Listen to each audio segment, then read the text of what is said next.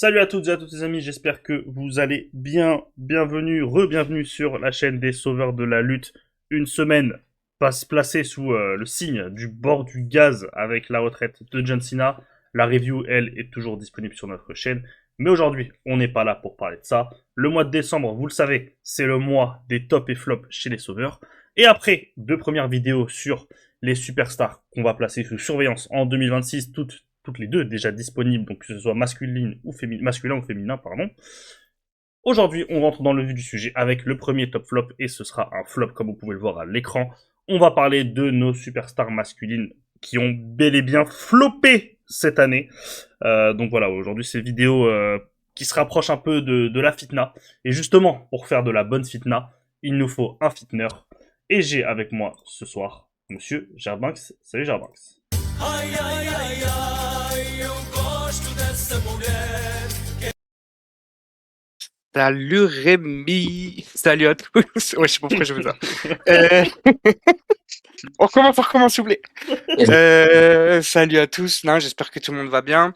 Comme d'hab, très content de faire les vidéos top et flop. C'est la troisième fois que je suis dessus. Vous inquiétez pas, je vous rassure, il y aura aussi les autres sur les prochaines. Je vais me reposer un peu, mais on laissera les autres parler aussi.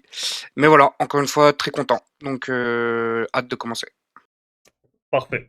Le deuxième qui est avec nous, et c'est le seul qui aura pas de jingle parce qu'on a oublié de le retélécharger, c'est l'enfant terrible des sauveurs, c'est Monsieur Krilumin. Salut Krimo. Eh ben, en tout cas, ça fait plaisir. Belle introduction chez les sauveurs.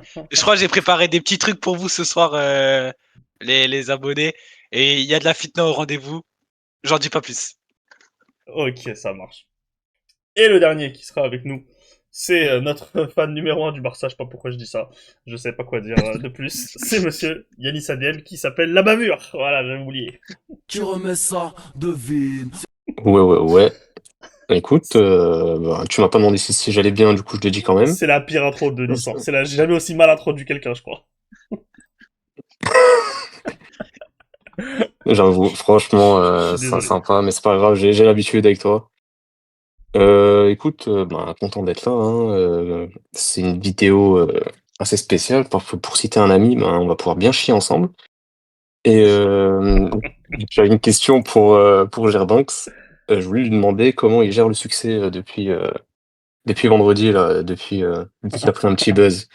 Ouais, écoute, je voulais pas en reparler parce que j'aurais bien aimé que ça se calme. Voilà, ça crie devant chez moi. On n'en peut plus chez moi, on supporte plus. Donc, si vous pouvez juste vous contenter de follow mon compte Twitter et sur le reste, on va se calmer, les amis. Voilà, bisous. Le fait qu'il y ait sûrement la moitié des gens qui vont pas comprendre de quoi on parle. Ah, ça s'est passé sur Twitter. Non, mais je suis comme W2, je suis devenu viral en fait. C'est ça, Ah, c'est ça. Ok. c'est ça qu'il faut savoir. Ok, magnifique. Est-ce Bon, qu'on serait voilà, pas sur des une moments. nouvelle era de Jarbanks? Si, je crois que c'est la nouvelle era. Ouais. Ok, ok, ça marche. 2026, ça annonce que du bon. Ouais. Et ben voilà, vous l'avez vu, ils sont bien chauds avec moi ce soir, donc on va pouvoir partir sur ce flop top 3, flop superstar masculine de 2025. Comme d'habitude, donc on va être trois, on va chacun avoir nos avis. S'il y en a deux qui ont la même superstar à placer à des endroits, on remet au plus tard possible. Mais évidemment, avant de commencer le top, comme d'habitude, si vous suivez les top 10, vous savez que pour faire un bon top, il faut non seulement des critères, mais en plus des mentions honorables. Donc on va y aller chacun son tour et commencer de gauche à droite. Cri l'humain, quels sont tes critères et est-ce que tu as des mentions honorables? Alors, moi, mes critères, c'est enfin, je sais pas comment expliquer, mais le booking, je trouve que ça joue un rôle important sur si une superstar a flop ou pas. Parce que la superstar, elle peut donner tout ce qu'elle peut. Si elle a un booking de merde, ça va être assez compliqué d'en faire quelque chose. Mais dans le top 3, je trouve que, à part pour une, les deux autres ont leur part de responsabilité aussi dans les programmes proposés cette année. Mais ça, j'expliquerai après. Et en soi, j'ai pas de mention honorable dans le sens où les flops, c'est surtout sur les superstars dont j'avais vraiment beaucoup d'attentes. Et les superstars dont j'avais vraiment des attentes cette année, il y en a quasiment aucune qui a trahi. Donc, franchement, je m'en sors bien. Ok. Germax. Moi, au niveau des critères, globalement, je suis à peu près comme Clément, comme tout le monde. Ça va être surtout ceux qui m'ont déçu, sur lesquels j'avais un minimum d'attente. Et du coup, je dis pas le nom, mais pour mon numéro 2, en gros, j'ai mis lui parce qu'il représente aussi pour d'autres. Enfin bref, ce sera un truc un peu plus global, mais du coup, j'expliquerai quand on y viendra. Et sinon, pardon, au niveau des mentions honorables, alors j'aurais pu mettre beaucoup d'autres noms. Maintenant, il y a des mecs que j'ai même pas envie de citer là. Par exemple, je connais le numéro 1 de Yanis ADM. Voilà, c'est le genre de mecton. J'ai même plus envie de parler de lui. Je sais pas, il y en a d'autres peut-être qui seront sûrement dans le classement. Mais moi, voilà, perso, c'est des mecs que j'ai complètement lâchés. Donc j'avais même plus d'attentes sur eux. C'est pour ça que, voilà, moi, c'est vraiment le truc de j'ai des attentes. S'ils y répondent pas, ils sont dans la vidéo. Mais voilà, donc c'est pour ça que j'ai pas plus de mentions honorables. Ok. Yanis? Moi, au niveau des critères, c'est tout pareil. Globalement, moi, j'ai mis que des personnes que j'apprécie qui m'ont déçu. Donc, bon, et sinon, je suis complètement d'accord avec ce que vient de dire Krillin et Gerbanks au niveau du booking. Concernant les mentions honorables, je suis aussi d'accord avec Gerbanks. Il y a des personnes, j'avais pas envie d'en parler, mais j'avais quand même une petite mention. Je voulais parler, j'avais pas, comment dire, j'avais pas d'inspiration pour des catcheurs solo. Du coup, j'ai un peu triché. J'ai mis le New Day parce que on partait sur de bonnes bases et ça a été un crash total sur le reste de l'année. Donc voilà. Ok. Ok. Moi, mes critères, oui, alors je vous rejoins, mais j'ai surtout mis des gens, pas forcément dont on avait des attentes, mais des gens qui étaient plutôt push par le booking, ou en tout cas qui étaient mis en avant, ou qui ont peut-être pris des spots qu'ils ne devaient pas prendre.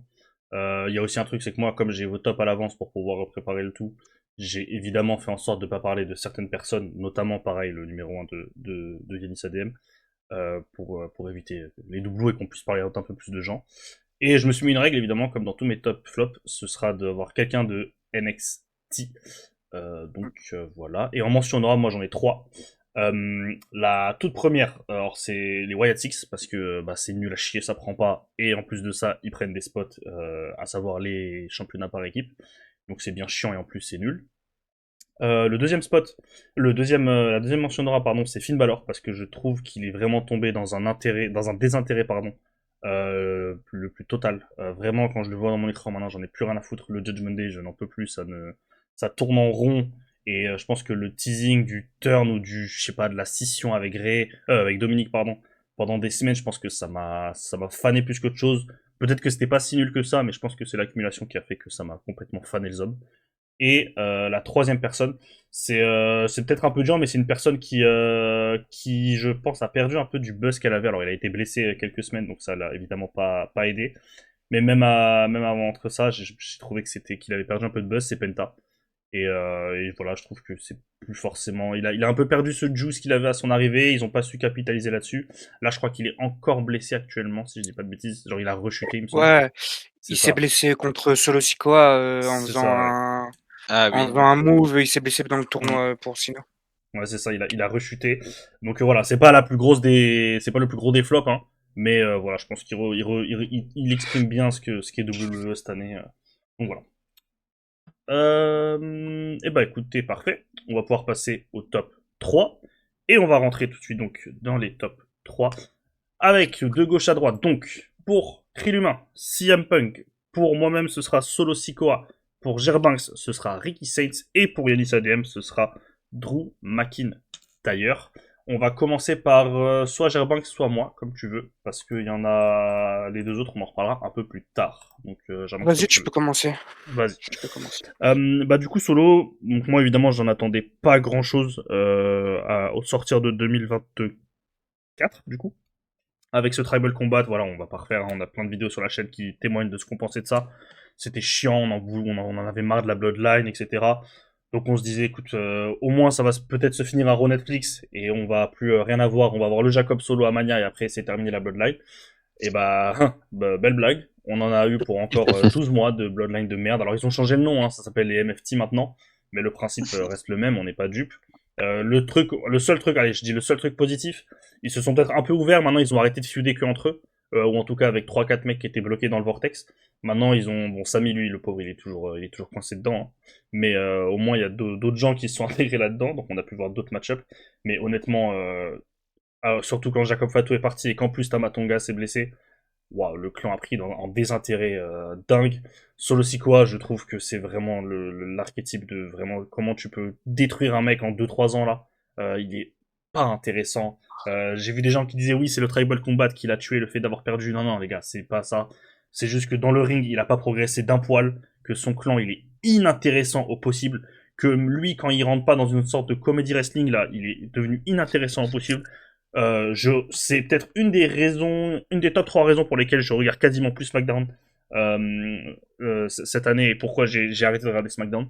Vraiment, c'est vraiment, les MFT j'allais dire, me dégoûtent, me débectent dans le sens, c'est vraiment un truc genre, je peux allumer mon écran, je les vois, j'enlève, ça y est, j'en peux plus. Il y a pas un match mémorable, vraiment pas un seul, que ce soit lui ou ses compères d'ailleurs. Et puis voilà, et puis là on est sur la goutte d'eau, vu que ça fait 3 mois et demi ou 4 mois là, depuis que la Chine Paris qui feud avec les nullards des Wyatt Six. Voilà, gros flop solo cette année, et je dis flop parce qu'ils l'ont mis en avant pour le coup. C'est pas comme si c'est un mec qui a vu 2-3 spots par an. Il a vraiment été mis en avant, il a pris le championnat US. Est-ce que quelqu'un est capable de me ressortir un match marquant de ce championnat US? J'attends, pourquoi pas. Le moment marquant évidemment c'est Sami qui récupère la ceinture. Donc non, ouais, voilà, Solo Sikoa, je veux pas m'éterniser, hein. Gros flop, moi il m'intéresse plus. Je sais qu'il fait rire 2-3 personnes dans la TL parce qu'il a peut-être un peu de ça en lui, mais moi il m'intéresse plus du tout. Et voilà, gros flop. Ils ont complètement raté ce qu'ils voulaient faire avec lui cette année. Et 2026, j'ai envie de le voir très loin de mes écrans. Au moins le laisser un peu, prendre un peu de temps off pour que les gens arrêtent de penser à lui et que quand ils reviennent, ils puissent repartir sur de bonnes bases. Parce que par contre, pour le coup, je pense pas que ce soit un mauvais lutteur. Je pense que juste il est victime de beaucoup de mauvais booking. Voilà. Voilà. Ok, bah, moi je vais enchaîner parce que moi je partage pas du tout ton avis sur Solo Sikoa. Enfin, il y a des points où je vais te rejoindre, mais de manière générale, je te trouve très dur avec lui. Bon, après, il y a un truc, c'est qu'il a au moins un match marquant cette année, voire deux. Alors, il en a un excellent contre Gunther.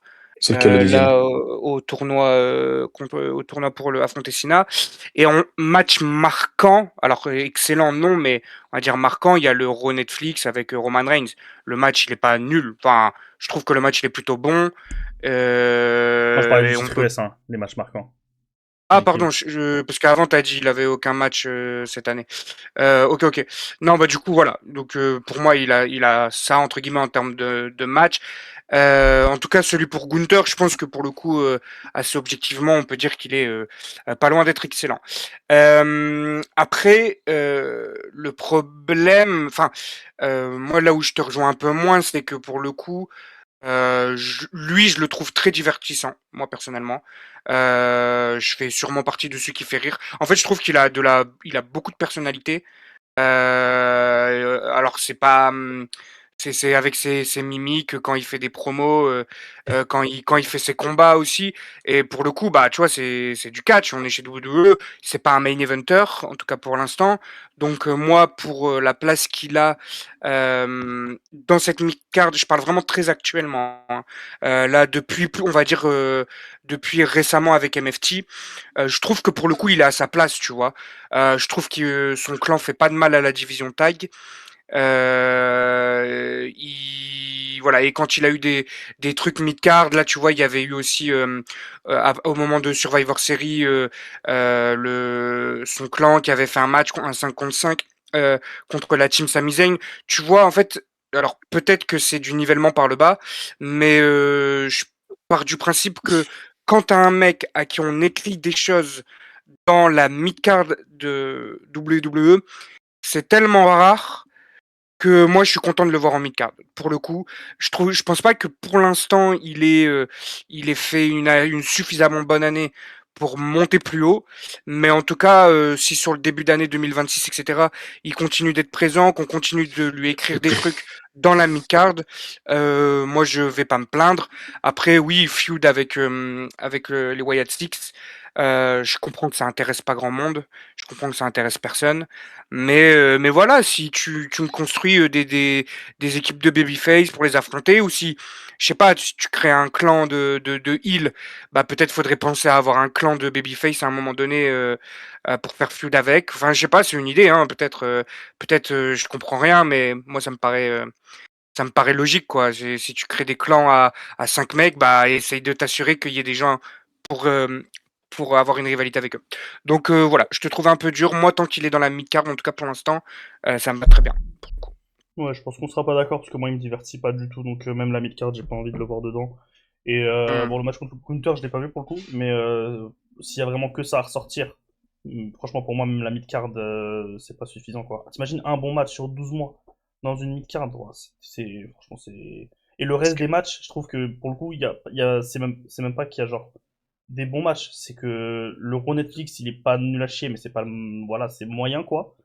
Et le reste de l'année. Tu vois, tu te rappelles le Stitch Cage contre Jacob Fatou, il est bof. Le reste du temps, moi ouais. Jamais on sera pas aussi, d'accord de aussi, base, je pense à que... son crédit, juste à son crédit, Hmm. je trouve qu'on peut lui accorder le fait que il est pas du tout innocent dans la popularité qu'a pris Jacob Fatou. Parce que du coup, il fait son introduction, enfin, il est intégré au main roster avec lui, etc.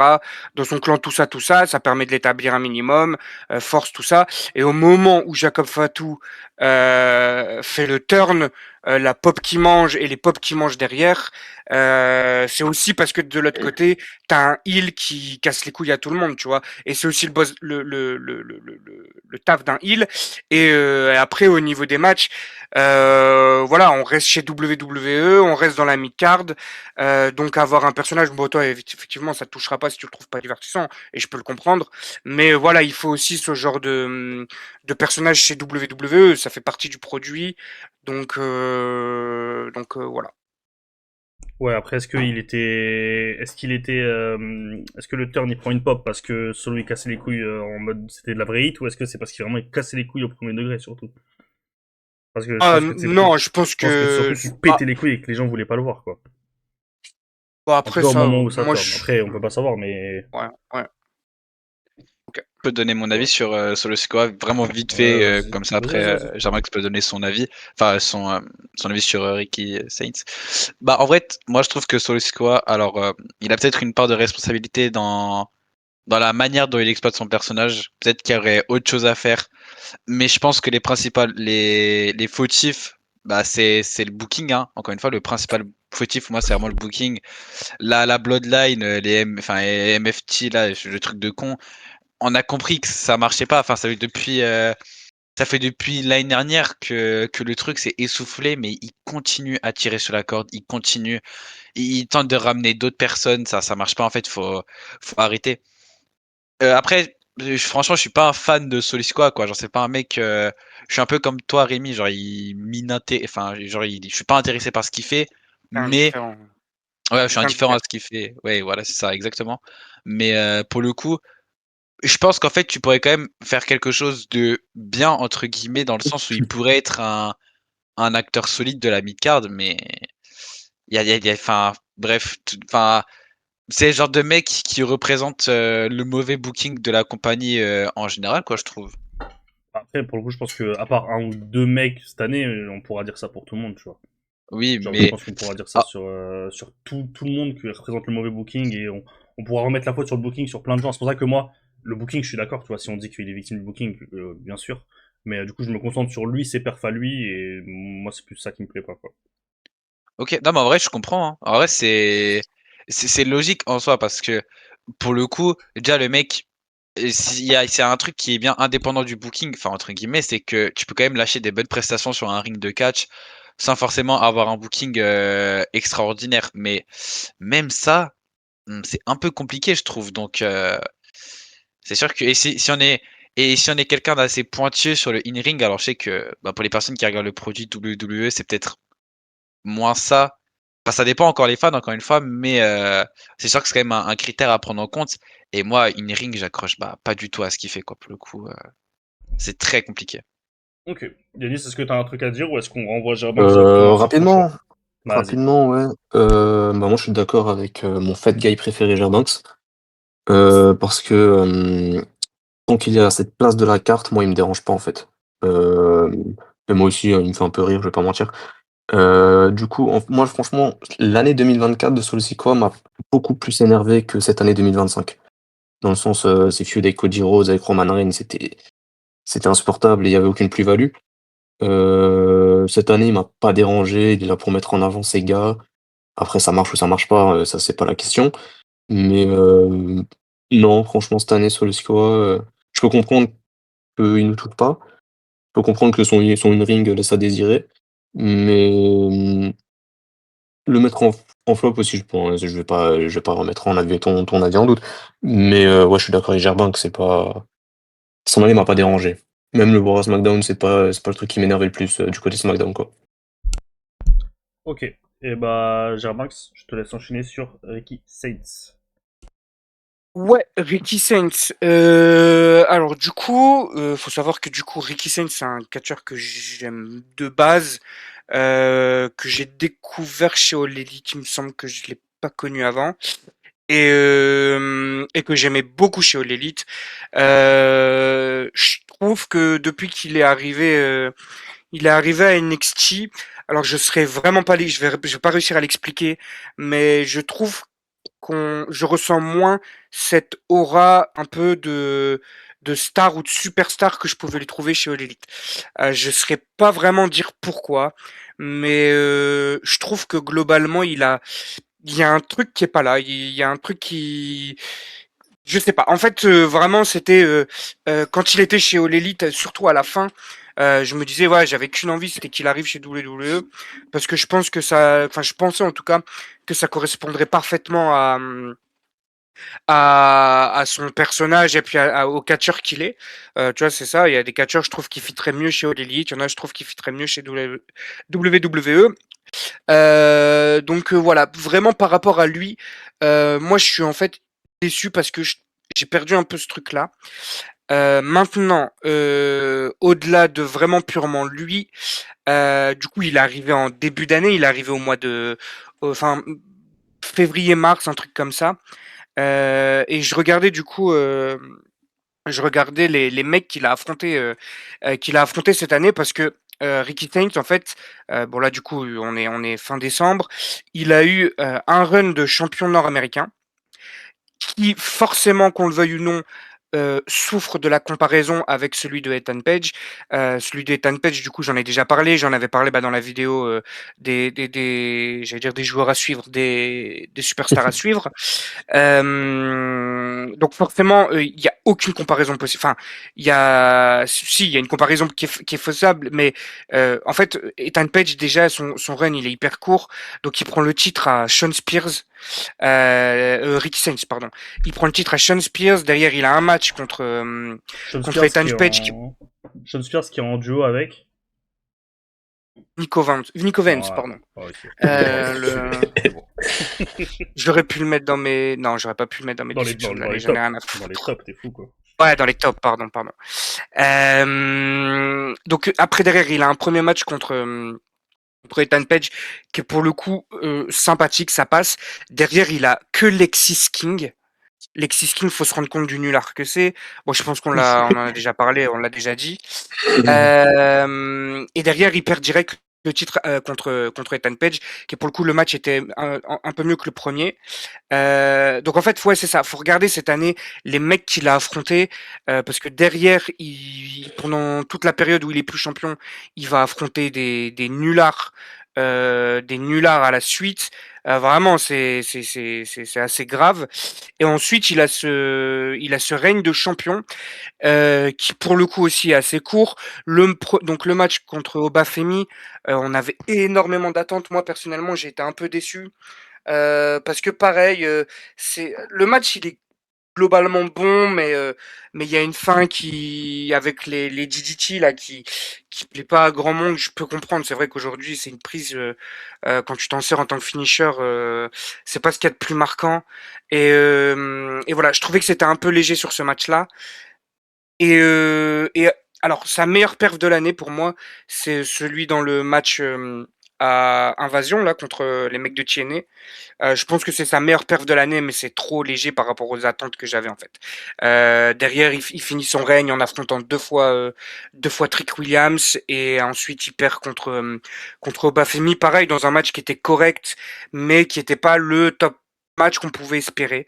Donc en fait c'est pour ça. Moi le problème que j'ai avec Ricky Saints, c'est que sur lui-même, je trouve que voilà il y a un truc en plus, enfin un truc en moins pardon par rapport à ce que je voyais avant.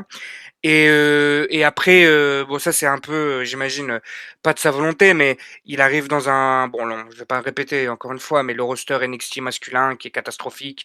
Du coup, il en a souffert parce qu'il a vraiment faut regarder, vous allez sur Cage vous regardez les adversaires de Ricky Saints, c'est choquant.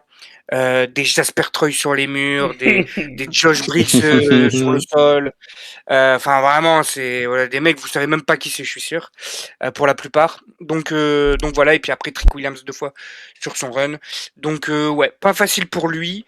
2026, franchement, j'espère que ce sera mieux pour lui. Là, il a perdu le titre, donc à voir ce qu'ils font. Là, pour l'instant, il est toujours autour. Turn. Franchement, je sais pas.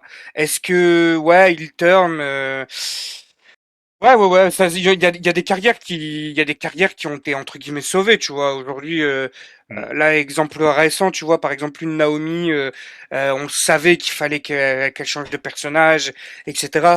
Et au final, ça lui donne une mallette et un titre derrière et un bon run, etc. Peut-être que lui, c'est ce qui va se passer pour lui. Je lui souhaite parce que c'est vraiment un catcheur que j'aime bien. Mais l'année, je la trouve tellement décevante. Et en fait, je me dis, si t'es décevant comme ça à NXT, bah, j'ai peur que le fait que Cody Rhodes ce soit ton ami, ce soit pas suffisant pour être dans le main roster avec un truc cohérent et consistant. Donc voilà, sur Ricky Saints. Ok. Yannis Klima, je sais pas si vous suivez NXT Je assidûment. suis, moi je suis toutes les semaines. Mais moi, en fait, vu que je découvre Ricky Saints, ben, j'entends les paroles de Germax, mais vu que je suis dans la découverte, ben, j'aime bien ce que je vois personnellement. Donc, euh, donc voilà, je peux comprendre du coup, vu qu'il le connaît depuis plus longtemps. Donc voilà. Ok. Immunologie. Je regarde pas du tout NXT, mais le seul truc que je peux dire, c'est que, en fait, c'est un peu, c'est un peu le Daniel Garcia de la WWE, j'ai l'impression, ce mec. Avec tout le respect. T'aventures pas sur ce genre de terrain comme ça. Hein. Attends, Pense pas, vas-y, ouais. vas-y. Donne Va un au bout de ton argument idée, va vite au bout de fait. ton idée. Non, mais Il y a un monde où je te suis. Il y a on un monde où doit, je te suis. Il y a un monde où je te chie à la gueule. Voilà. en fait, non, mais je pense que c'est mieux qu'on avance. Si tu vas pour avoir cette discussion en off, mais Ouais, Ben non, c'est mieux. on est là pour ça. Non, mais franchement, je crois que vas-y. j'ai peur, Crée-moi, je crois que j'ai peur, je je rigole. crois que j'ai peur de la fumée, je crois que j'ai peur de la fumée. Non, je rigole, Crée-moi, vas-y. Bah, en fait, c'est juste que le mec, tu pourras faire tout ce qu'il veut. Il y a des gens, ils vont adorer. Il y a des gens, ils vont pas aimer. Et à un moment donné, il va commencer à être casse-couille pour tout le monde. Voilà. C'est tout ce que je peux dire, je pense. Et avec du peu que je vois de lui, en fait. Parce que je trouve que les avis sont un peu mitigés sur Ricky Saints. Il y a des personnes qui aiment bien. Il y a des personnes qui aiment pas. Il y a des personnes qui aiment pas depuis All Elite.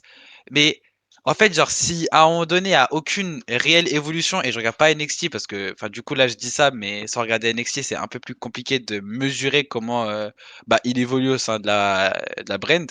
Hum, Mais s'il y a hum. aucune évolution, on peut arriver à peut-être à ce stade où, au final, bah, ça va devenir compliqué, quoi. Mais bon, Ouais, bah vu de que je. toute façon, c'est sûr. Non, mais en vrai, c'est un peu ça. Hein. On peut pas dire qu'il y a une grande évolution, que ce soit sur le ring, que ce soit en dehors. Alors moi, je trouve que il partait avec une avance en fait.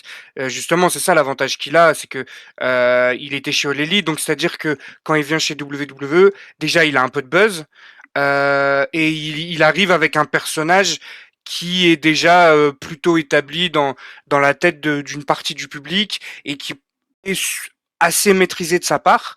Maintenant, ouais, comme tu as dit, c'est sûr que j'ai peur que ce soit pas suffisant pour s'imposer dans la compagnie numéro 1 aux États-Unis, quoi, tout simplement. En fait, parce que, encore une fois, il y a des mecs qui ont pas nécessairement besoin de faire évoluer leur personnage. Ils ont ce truc, tu vois.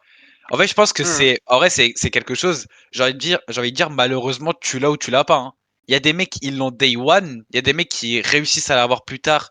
Vraiment, s'ils font un 180 avec leur personnage. Mais il y a des personnes, t'auras beau faire ce que tu veux. Et bah, au final, il y a aucun moment où ça finira vraiment par décoller, quoi, au final. Donc, à voir Ouais. comment maintenant, lui, quelle direction il va prendre. Déjà, s'il reste à NXT ou pas. Et même s'il monte dans le main roster, voir comment bah, il peut évoluer, quoi. Ouais, moi, bah, je crois qu'on en a parlé hier. Genre, Bank Ricky Saints, moi, j'ai failli le mettre, mais en fait, après réflexion, j'aurais trouvé ça un peu trop dur de le mettre. Parce que malgré tout, tu vois, quand tu regardes la carte de NXT division masculine, tu vois, si on est tous les deux à regarder ça, s'il y a dans les trois noms qu'on ressort à chaque fois, c'est lui, tu vois. Si tu dois mettre quelqu'un sur un programme et tout. Et surtout, Moi, je le mets pas dans il le a- top 3 des meilleurs lutteurs de NXT sur l'année. Hein. Que les hommes, je le mets pas. Hein. Ah ouais? Parce que moi, je trouve qu'il a Ah quand ouais, même. Jivan Evans, Obafemi, Ethan Page, c'est au-dessus pour moi. Pas faux. Oui, tu peux. Oui, tu peux. Après, je trouve que quand même, il a quand même deux trois matchs. Hein. La trilogie avec Ethan Page, du coup, elle est bien. Les matchs avec Oba, c'est vraiment, c'est comme t'as dit, c'est pas ce qu'on attendait, mais ça reste sympa. Même, il a réussi à donner des matchs, on va dire vite fait mid à Trick Williams et on va en parler plus Oui, tard, oui, mais c'est pas mauvais. Non, mais t'as raison, tu vois. c'est pas mauvais. C'est vraiment, moi, je pense, parce que j'avais Mais peut-être je trop comprends. d'attentes. Ouais, c'est ça, ouais. Mais oui, oui, oui. Mais du coup, oui, pour moi aussi, l'avoir suivi chez All Elite, comme t'as dit, là où je suis complètement d'accord, c'est que le mec arrive, tu te dis, oh putain, ils ont récupéré vraiment le mec de chez All Elite qui ressemble parfaitement à Mm, ce dont eux ont besoin et qui vont pouvoir mm. développer et en faire une top star aura et tout. Et ouais, effectivement, c'est vrai que cette année, bah tu sais, il me fait un peu penser à Black Monroe. Hein. J'ai l'impression que les deux sont, tu vois, on voit tous ce qu'il y a chez eux, mais Mm. la façon dont ils sont gérés et peut-être les performances et la delivery en promo, etc. C'est un peu bizarre. Donc ouais, mais je comprends qu'il puisse être dans un top 3, tu vois. Mais surtout, il y a un petit dernier point, j'aimerais rebondir parce que quand Ethan Page il arrive l'année dernière au W, j'ai l'impression, enfin, les réactions elles étaient assez mitigées dans le sens où tout le monde était en mode il va être mid. Et en vrai, du peu que je suis d'NXT, et encore je suis de très loin, j'ai l'impression que c'est un peu lui le MVP entre guillemets de la division masculine. Donc en fait, genre, je pense que, encore une fois, peut-être que, enfin, c'est aussi une question de nous, comment on voit les catcheurs quand ils arrivent. C'est pas parce que à un endroit ça marchait pas que forcément, bah, ailleurs ça, enfin, ça va. Bah, dans mon truc, c'est Ethan Page, ça fonctionnait pas au Elite, mais peut-être qu'au W, en fait, il y a un truc que bah nous on avait peut-être pas vu et qui fait que ça a vraiment bien marché. Là où peut-être que Ricky Saints, on était en mode, ouais, mais s'il va au W, il va exploser. Au final, bah, voilà quoi. Enfin, je pense que c'est un peu là Ouais. où je voulais aller dans mon Ouais. point. En tout cas, ouais, on verra comment ça va se passer 2026 pour notre ami Ricky Saints. On va passer aux deux, parce que vos deux numéros 2 3 pardon, oula, bon. En gros, CM Punk et Drew McIntyre, on va en reparler plus tard. Et donc, on va passer Ok. au numéro 2 avec de gauche à droite, pour Krilluma, Gunther, pour moi-même, Trick Williams, pour Gerbanks, pardon, Alistair Black, et pour, pardon, et pour Yanis ADM, John Cena. Je vérifie juste si on va pas parler d'autres gens après, mais si on fait tout le temps ça, en même temps, ça va être relou. Ouais, Yanis, tu prendras la parole en dernier, et on va commencer par Ok. Krilluma, du coup, qui nous a mis Gunther. Bon, déjà j'ai mis Gunther parce que ce sera aussi un petit prétexte pour chier sur Triple H, mais bon, je pense qu'on en a jamais assez de chier sur lui, hein.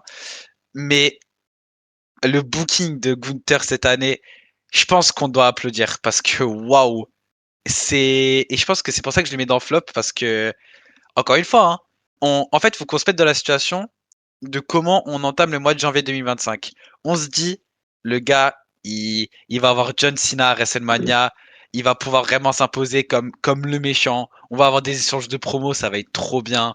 Le match, il va être trop bien. Que Cena prenne le titre ou pas, hein, ça aurait été trop lourd. Et le, et le 1er février 2025, il y a eu un drame. Il y a eu un drame et on a fait gagner le Rumble à Jey Uso. Et là, en fait, là, c'était fini. Mais là, l'année, elle était morte. Honnêtement, tu pouvais rien faire avec le programme qu'on lui a donné. Et bah, du coup, au final, la Road to Mania de Gunther, ça a été un flop de A à Z. Il a rendu le truc intéressant quand il met Jimmy en sang, etc. C'était peut-être le seul truc qui était lourd. Et après, bah, t'arrives à Mania, le match est horrible. Il tape out face à Jey Uso. Enfin, Et là, on arrive après WrestleMania et on se dit, bon, allez, il va peut-être prendre 1 ou 2 mois de pause. On lui a envoyé Pat McAfee. Et genre, le match a existé, hein. Il est passé en direct, les gens ont pu le voir, etc. Genre, premier degré, c'est une dinguerie de lui avoir envoyé un commentateur. Parce que en plus, je me rappelle qu'avant le match, les gens ils étaient en mode, oui, mais je comprends pas, on a envoyé Pat McAfee à Adam Cole. Mais c'est pas pareil, en fait. Enfin, je considère que c'est pas pareil parce que c'est à NXT qu'on avait envoyé Pat McAfee, donc à la limite. Enfin, alors, c'est tout aussi gênant, mais à la limite, c'est à NXT. Mais là, tu l'envoies dans le main roster. Enfin, ça peut être ce qui est, je trouve, ton meilleur worker de ta compagnie, en fait, hein. Parce que pour le coup, Gunther, il y a beaucoup de personnes qui peuvent lui reprocher qu'il est peut-être pas un bon niveau au micro. Enfin, et peut-être qu'il est pas assez WWE typé. Mais pour le coup, en termes d'in-ring, c'est ce qu'il y a de mieux, je trouve, dans la compagnie. Il est beaucoup trop fort dans ce qu'il fait. Et du coup, c'est aussi pour ça que je le mets en flop, en fait, parce que son catalogue de matchs sur l'année, alors il a eu des petits trucs cool, hein. Il a fait un match face à Akira Tozawa à Raw, et déjà, c'est une dinguerie de se dire que le mec, il a un meilleur match à Raw, c'est un squash, que le match dans le plus grand événement de la compagnie de l'année, mais ça, encore une fois, c'est autre chose. Et en fait, une déception parce qu'au final, son run World Heavyweight, bah, le premier, il était nul. Et bah, même en 2025, parce qu'on lui a littéralement jamais donné un adversaire qui en valait vraiment la peine. Et ensuite, alors, sur la deuxième partie de l'année, il y a eu quand même un, il y a quand même eu un beau rattrapage. Mais déjà, il a un run World Heavyweight qui dure 1 mois et demi. Et en vrai, c'était plus une transition, c'était plus un run de transition pour ce qui allait se passer entre Punk et Rollins. Donc même là, au final, on a quand même un peu chié à la gueule de Gunther. Même si on a donné un run et qu'au final, bah, le match face à Punk, il est vraiment trop lourd. Bah, au final, encore une fois, on lui a chié dessus sur le booking, sur la manière dont il a été traité. Puis ensuite, il repart et là, du coup, bah, au moment où il revient, je crois que j'avais déjà envoyé mon top à Rémi. Donc après, là, ce qui s'est passé depuis et le match avec Sina, du coup, bah, je le prends pas en considération dans l'année en fait.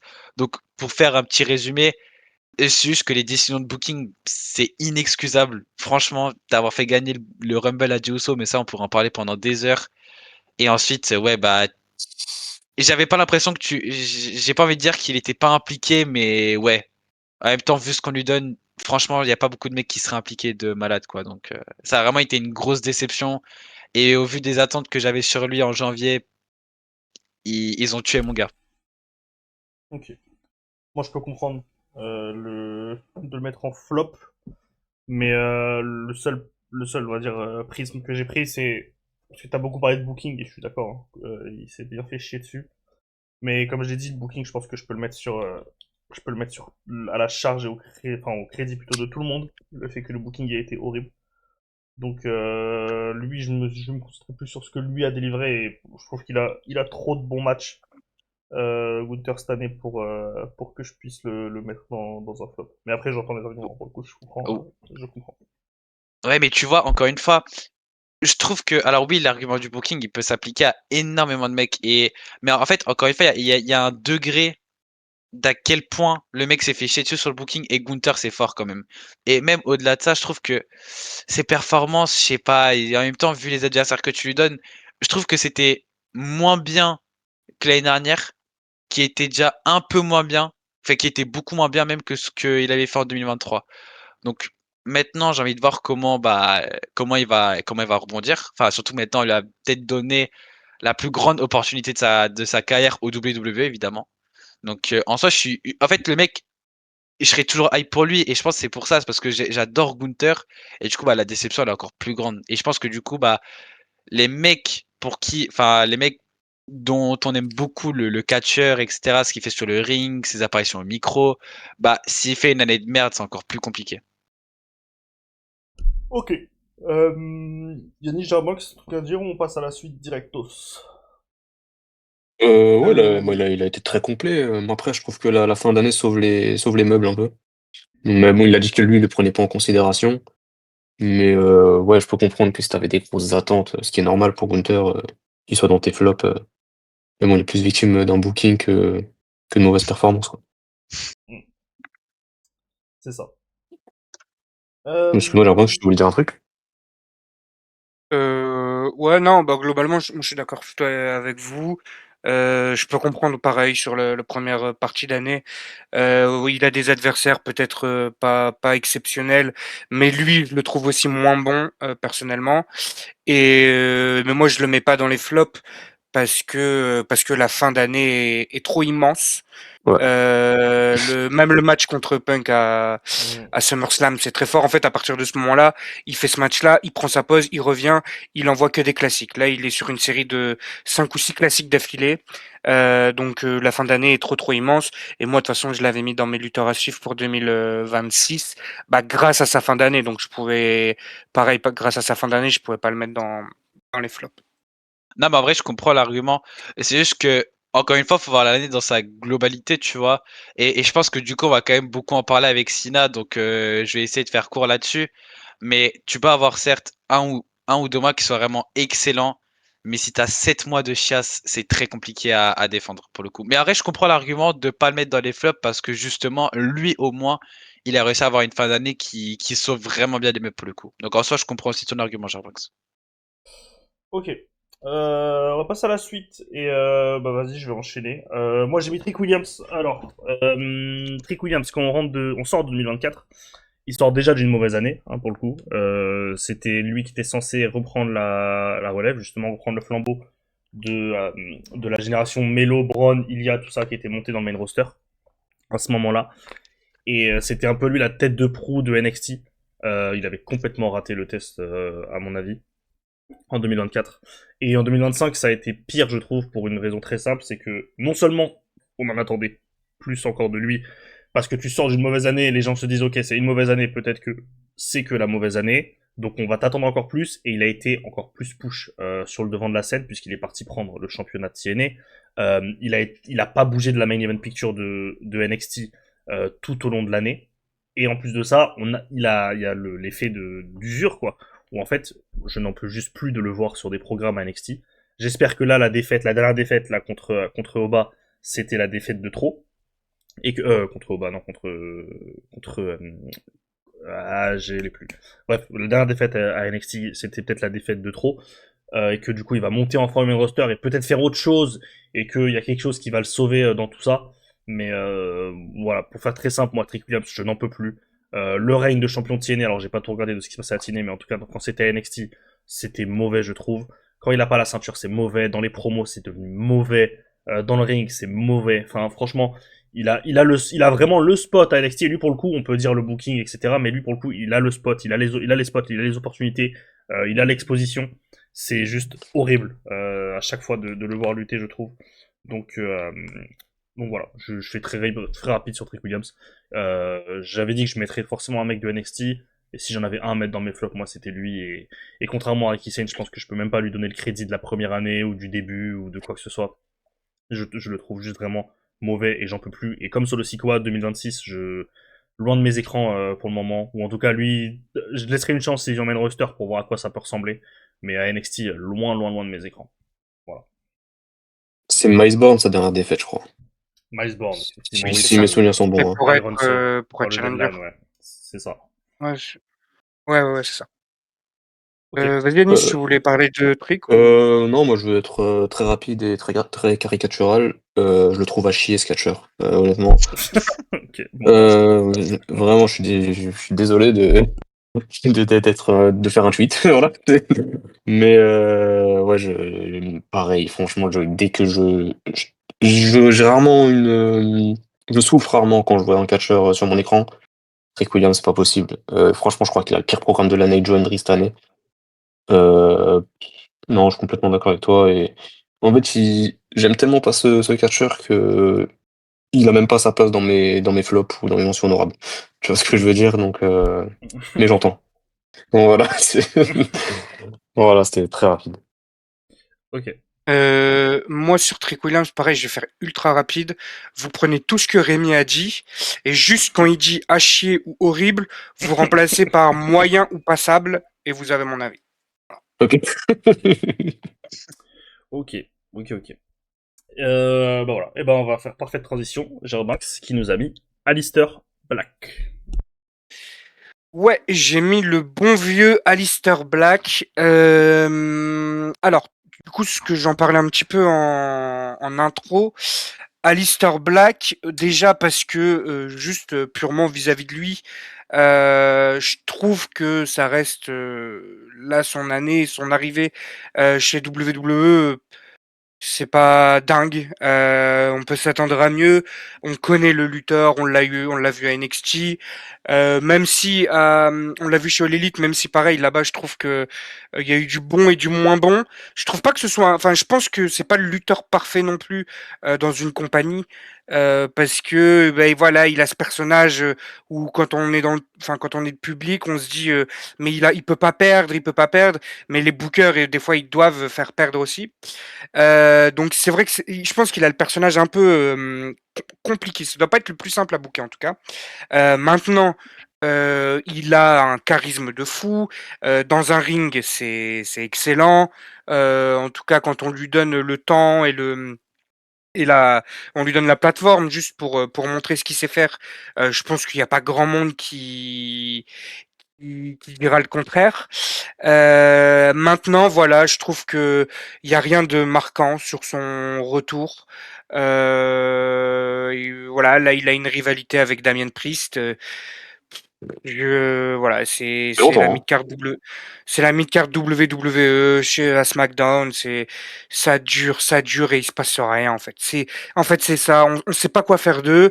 Donc, un programme qui aurait dû maintenant s'arrêter il y a plus d'un mois, il y a même presque 2 mois que ça aurait dû finir ce programme, mais ça continue, on se croise backstage, on fait enfin des trucs qui n'écrivent rien, qui ne racontent rien. C'est ça le truc, c'est que ça ne raconte rien.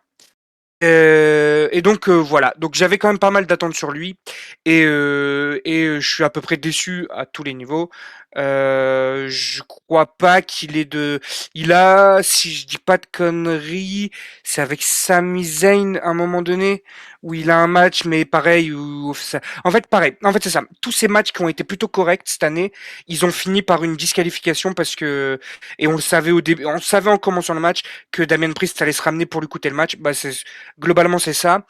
Et en fait donc voilà, je l'ai mis pour ça et je l'ai mis aussi parce que du coup ce que je disais en intro, c'est que pour moi là il va représenter bah, les dernières, enfin les recrues récentes, on va dire des 2 dernières années qui sont arrivées dans le main roster.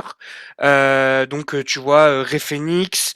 Même si voilà, par moment, mais en fait, il n'y a pas de continuité. C'est ça, c'est en fait, on les fait venir, mais on n'a pas de plan pour eux, que ce soit à court, à moyen ou à long terme. Donc, de temps en temps, ils vont avoir un bon match parce qu'on va les mettre dans un open challenge. De temps en temps, on va les faire affronter, on va leur donner un match d'exhibition, mais il y aura rien derrière. Donc, ils sont capables de faire des bons matchs. Rey Fenix, Penta. Lui, si on compte les femmes aussi, bah Julia, c'est pareil. Julia, elle arrive à SmackDown.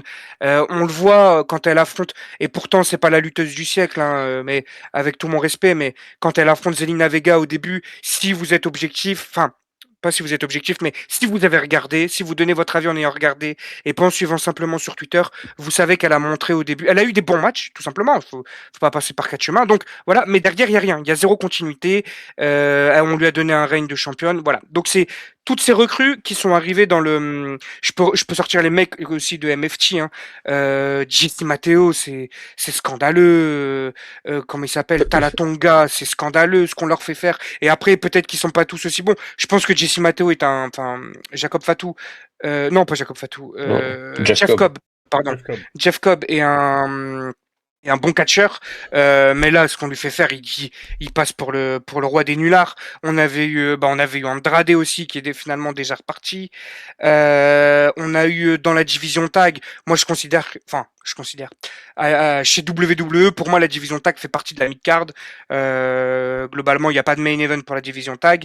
Des mecs comme les Motor City Machine Guns, pareil, il n'y a jamais de continuité. Enfin, donc c'est un peu tout ça tout ce que j'englobe un peu tout ça avec en mettant Alistair Black. Donc voilà, globalement, je suis déçu de lui. Je suis évidemment déçu de son booking parce que ça l'aide pas non plus. Et je suis déçu et je le mets aussi pour représenter un peu toutes ces recrues qu'on a pris parce qu'ils ont du buzz, parce que c'est des gros noms, mais on n'a pas de projet à moyen, enfin court, moyen ou long terme. Ce qui est, enfin c'est le talent de booking ça du mec en charge. Donc malheureusement pour nous il a pas de talent. Donc voilà, on se trouve avec ce problème-là et c'est bien dommage parce que pour en tout cas la grande majorité, c'est tous des bons voire très bons lutteurs. Donc voilà. Oui, moi je suis d'accord en soi, sur tout ce que t'as dit. Je serais pas aussi dithyrambique sur Zelina Vega, mais pour le coup, oui, je suis d'accord avec tout ce que t'as dit. J'ai pas dit que... Non, j'ai rien dit. Enfin, j'ai juste dit qu'elle a eu un bon match. Enfin, deux bons matchs contre Julia, tu vois. J'ai pas dit que c'était avec du siècle. Enfin, son dernier match là contre Rhea Ripley, c'est une catastrophe. S'il faut dire Ah du mal ouais. d'elle, on peut. Hein. Non, Y a pas de souci. Mais mais le match elle a contre pas de Julia, perso, totem pour ma part. Mais mais le match contre Julia, je les ai pas trouvés, voilà quoi. Mais oui, après, enfin bref, Pas en marquant, gros, je quoi. suis d'accord avec toi. En gros, je suis d'accord avec toi, moi, pour le coup. Tout ce que t'as pour dit là moi, ils sur sont. Enfin, les. on va pas faire 30 minutes dessus, mais De pour moi, ouf. ils sont pas marquants parce que tu leur donnes pas l'importance que devrait Aussi, ouais. avoir un Non, non, champion là-dessus. mid-card. Non, non, C'est, mais en enfin, vrai, moi, c'est au je suis moment où d'accord elle avec prend toi. le titre et tout, tu vois. De toute façon, peu importe le lutteur, peu importe qu'on pense d'un lutteur qui soit bon ou mauvais, déjà pour moi, il y a très peu de mauvais lutteurs. Et de toute façon, peu importe qu'on pense d'un lutteur, le taf du booker, c'est de, peu importe qui est sur le ring, nous faire croire que c'est le lutteur du siècle, et peu importe la place dans la mid-card, en fait. Dans la carte, pardon. Tu vois, donc, pour le coup, sur Julia et le titre IC et Zelina Vega, tout ça, on est d'accord là-dessus. Ils en ont rien à foutre, donc c'est ce qui a donné, c'est ce qui a donné tout ça.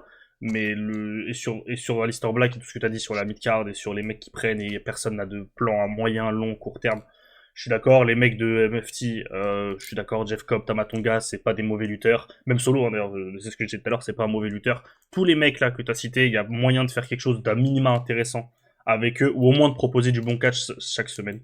Mais juste que, bah, comme tu as dit, c'est le talent de Booker, et le Booker en chef, il est nul. Donc, bah, ça donne ça. Ça donne ses bouts. Voilà. Ok, bah, voilà. Je pensais que quelqu'un allait rebondir, mais ok, pas dessus. Non, c'est bon pour moi. Ok, et bah on va passer à justement à Yanis Adem, ça va nous permettre de faire la transition avec les numéros 1. Donc, en numéro 2, Yanis Adem nous a mis John Cena et c'est le même numéro 1 que Krill Humain. Pour ma part, j'ai mis Drew McIntyre, Jarbanks a mis CM Punk, et donc Yanis a mis celui que je pense tout le monde avait en tête en premier, évidemment en numéro 1. Main Event, Jay Uso. On part sur Ouais. John Cena, ensuite on reviendra sur les gens qu'on a cités en 3 et 2, Ok. et ensuite on finira par Jay Uso. Donc Ah, vas-y vas-y. Yanis. Ça marche. Ben, si vous avez suivi nos previews et nos reviews WWE, ben, vous vous doutez bien que malheureusement, c'est une évidence de mettre John Cena non-stop. Je vais pas répéter ce qu'on en a pensé ou refaire l'année, hein. Il y a même toujours la review du dernier Saturday Night Main Event qui est encore fraîche, où beaucoup de choses ont été résumées, qui est disponible. Donc, dans un monde normal, ce mec devait être le numéro 1 de la vidéo de nos top superstars masculines. Malheureusement, on vit dans le monde où une entreprise et un incompétent ont décidé de saccager la tournée d'adieu de leur plus grosse superstar de ce siècle. Ben, cette année qui devait être symbolique, ben, aurait été un gros crachat à la gueule de tout le monde. Pas de saveur, ça a plus été une opération commerciale qu'un hommage. On se sert de Cena pour créer des moments viraux, ce run de heel totalement improvisé, où on tire une croix dessus du jour au lendemain comme si ça n'avait jamais existé. Tant l'échec aurait été immense. Le règne de champion, j'en parle même pas. Ça aussi, t'as l'impression que ça n'a pas existé alors qu'on parle du record le plus prestigieux de l'entièreté de la discipline. Et ben, le coup du spectacle, c'est cette foule qui est hostile lors des dernières minutes de John Cena dans une arène, quoi. C'est à mon sens malheureusement symbolique parce que les gens, ben, ils ont bien conscience que cette année aurait été du foutage de gueule pour tout le monde et que comme je l'avais tweeté, ben, il aura fallu la dernière de Cena pour voir pour la première fois durant cette décennie une foule qui rejette ce que tu proposes en fait. Et ben, pour terminer, ben, je pense que n'importe qui ressentira toute sa vie de fan de catch, de la colère, de la déception que cette année se soit passée comme ça. Il y a deux trois bonnes choses, mais je dirais pas non plus que tout n'est pas à jeter parce que si tu me demandais de refaire ce Farewell Tour, j'aurais tout modifié de A à Z, même en ayant 36 dates dans ma poche, quoi. Donc voilà pour John Cena. Ok. Krilba. Bah en fait, Sina, j'ai jamais connu du coup, hein. Et ça, je l'ai déjà dit dans la review de Saturday Night Main Event. Et du coup, bah, je me suis dit que cette année, ça allait être le meilleur moment parce que justement, j'allais pouvoir découvrir John Cena, j'allais pouvoir découvrir pourquoi les gens le qualifient de GOAT, tu vois, parce que t'as beau regarder des trucs du passé, faut que tu le vives. Faut vraiment que tu vives bah, John Cena pour que tu comprennes pourquoi les gens l'aiment autant. Et bah, je pense qu'en vrai, c'est une honte, mais en fait, c'est encore plus une honte que ce soit sur la plus grande légende. Ok. Bon, moi j'ai tout dit dans la vidéo review Saturday Night Main Event, donc je détaillerai pas plus ici. J'aimerais que c'est ce que tu as à dire ou est-ce qu'on passe à autre chose? Non, j'ai pas envie de contredire Krillman, donc voilà. Il y a 2-3 trucs que j'ai bien aimé dans l'année, son match avec Sami Zayn. Enfin voilà, il y a 2-3 trucs, mais pareil, j'en ai déjà beaucoup parlé de toute façon toute l'année, donc je pense que les gens sont plutôt au courant de qu'en globalité on peut penser chez les sauveurs. Et de toute façon, Krillman a résumé, donc il y a pas de souci. Ouais. Ok. Et bah, on va passer au numéro 1. Vous voulez commencer par qui? Par Drew ou par Punk? Ben, Jimmy Drew, c'est simple, je sais qu'il n'intéresse plus grand monde, mais quand tu prends du recul et que tu considères ce type comme le meilleur catcheur de l'année 2024 chez WWE, en cochant toutes les cases, moi je parle pour moi, hein, et que tu vois la chute Ouais, qu'il que a toi, vécue que cette toi. année. Non, ouais, que moi, mais je suis convaincu. Et que tu vois la chute qu'il a vécue cette année, ben, c'est hallucinant. Je crois que quand il a signé son contrat, il y avait une clause qu'il a oublié de lire et qui indiquait d'aller se faire enculer. Parce que c'est inconcevable d'accepter de paraître toujours aussi con, toujours aussi nul à chier, d'avoir toujours le programme à la con, d'avoir la place du con dans un programme qui a le potentiel d'être au minimum sympa. Et ce que je constate avec Drew, c'est que c'est la seule star de ce roster où les gens ils se disent pas ah là, ça peut être intéressant ou ah là ils peuvent retenter un truc avec lui. Non, non, les gens ils savent déjà à l'avance que le mec sera impertinent, inintéressant, tout ce que vous voulez. Et ce qui est encore plus frustrant, c'est qu'il a l'air de s'en battre les reins, de son utilisation. Du coup, t'as même pas envie de lui souhaiter d'aller dans une autre compagnie où il y a l'occasion d'y voir des affiches, de fou. Parce que s'il aime manger sa merde, écoute, tu envie de lui souhaiter de se régaler, hein, de bon appétit, gros. Et voilà quoi, bah, ça c'est ce que je pense de Drew en 2025. Ouais, après, en fait, je vais faire ultra rapide parce que en fait, je voulais même pas en parler à la base. Je Drew, sais. j'en parle depuis 2022 de ce nulard. Ça fait 2022 que je dis la même chose sur lui. Je suis content parce que ça me prend un peu moins pour un fou maintenant que, enfin aujourd'hui. Ouais, le temps Mais t'a donné raison. bah ouais, ouais, non, c'est vrai, je suis un spécialiste. Non, mais je rigole. Mais non, ouais, voilà. Donc j'en parle depuis 2022 de lui. Pareil, j'en peux plus. Et j'ai plus de buzz que toi sur Twitter, Drew McIntyre. Voilà, t'es un nulard. T'as pas de victoire en pay-per-view. T'as pas de titre. T'as rien du tout, mon pote. Allez. Ok. Ouais, Ouais, ouais, ouais. je reprends la main du coup. Bah, oui, moi je l'ai mis là parce que lui, pour le coup, c'est vraiment le climax de tout ce qui va pas chez WWE.